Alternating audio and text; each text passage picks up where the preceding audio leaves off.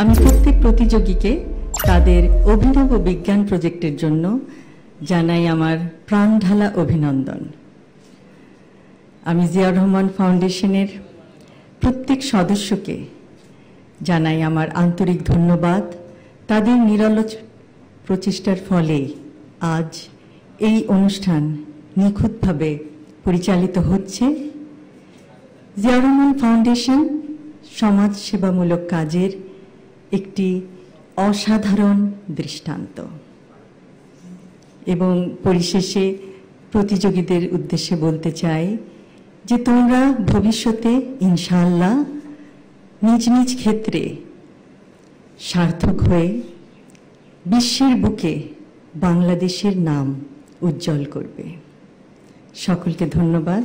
আল্লাহ হাফেজ।